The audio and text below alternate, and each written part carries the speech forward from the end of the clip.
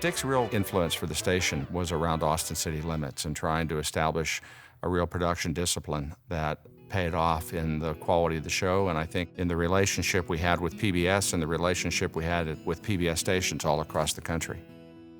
Being a university student here at the University of Texas and working at KLRN, that's where he got his taste of working in television. Then he went to the military and then went out to California. Dick didn't like to brag much, but he was real proud of the work he did in Hollywood, especially after the story he liked to tell was that Suzanne Pleshette told him that he was her favorite editor. He worked on the Bob Newhart show, and then he talked about Maude. And I think it helped with the production and the quality that they had there, that I think it did make a difference on how he looked at doing the productions here. In 1984, he came back to Austin and started working as the director of production here at the station. Mainly what we did here was live more than anything else, not only ACL, but there were other programs that we would do. We'd do live pledge drives, and sometimes we'd have two events running at the same time, a live auction in one studio and ACL in the studio across the hall.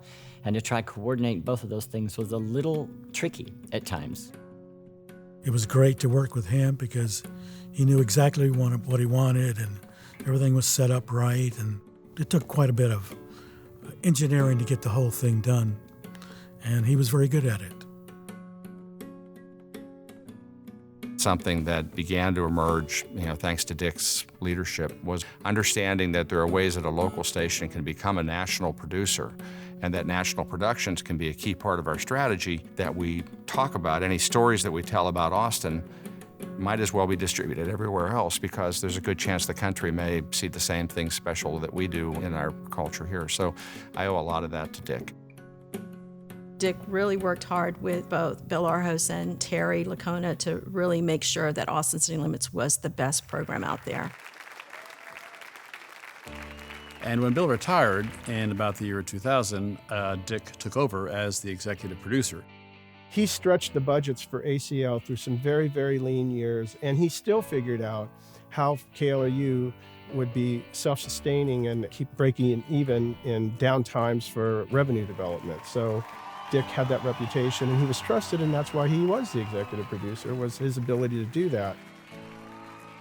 He was very protective over the production to make sure that the quality was high and stayed high, and that we had the right people working on the production to keep it that way.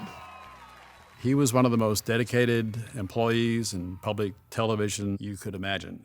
It really meant the world to him. And especially on the night of an Austin City Limits taping, he was at the front door, kind of overseeing the crowd as they came. And preferred to be behind the scenes, but I know inside, the excitement was in him.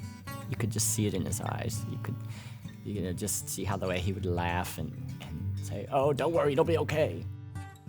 He had his little place in the back of the studio where you always knew that you could find him.